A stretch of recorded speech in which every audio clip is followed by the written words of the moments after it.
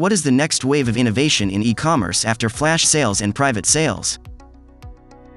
Harsh Gupta says, before the current waves of e-commerce companies like Myntra, Flipkart, Jabong etc. were started, people who wanted to shop online had to bend themselves over backwards to find a physical store that sold the items they wanted.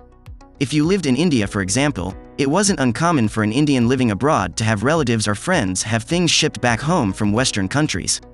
Many would even go so far as to wear clothes which didn't fit properly just because they liked them. This was back in the late 1990s and early 2000s. In the late 1990s and early 2000s, when the internet was starting to become more common, one of the biggest ways to shop online was through flash sales and private sales. These were websites that sold products at a discount, often up to 80% off the regular price. The idea was that you could buy things at a fraction of the cost by buying them during a sale. This was a new concept back then, so it was very popular. The internet was starting to become more common, but there weren't any big e-commerce players in India yet. Into this market stepped a little startup by the name of Flipkart. Founders Sachin Bansal and Binny Bansal, no relation, started selling books online out of their apartment in Bangalore. At the time, there was no real precedent for this kind of business, so they had to figure it all out themselves. They were one of the first companies in India to start doing online sales, and they quickly grew to become one of the biggest e-commerce players in the country. Interestingly, Sachin and Binny actually started out as employees at Amazon, the world's largest e-commerce company. They both worked in Amazon's technology and product development divisions, but they eventually left to start their own company.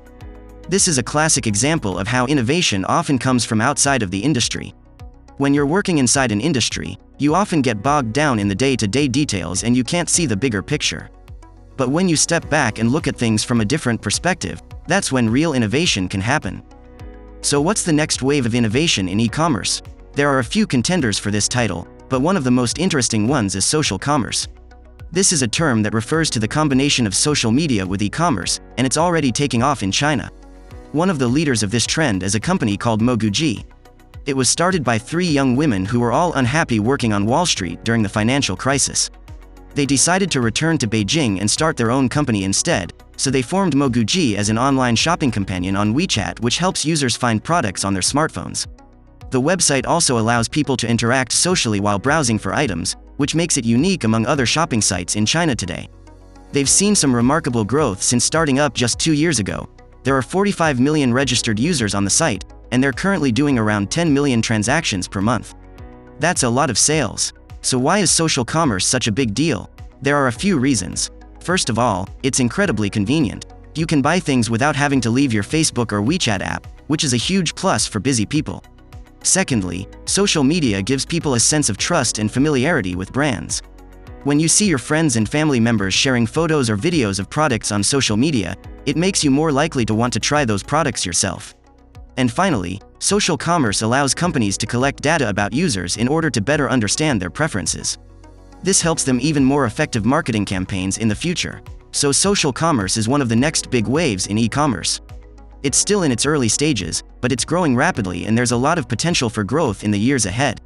If you're looking to get into this market, now is the time to do it.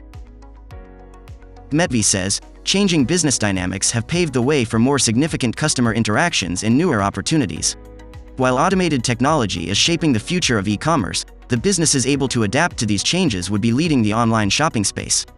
Hence, it becomes crucial always to be aware of the disruption happening in the technological space. Businesses should watch out for the opportunities showing up for their products or markets and likewise mold their processes to survive in a highly competitive environment.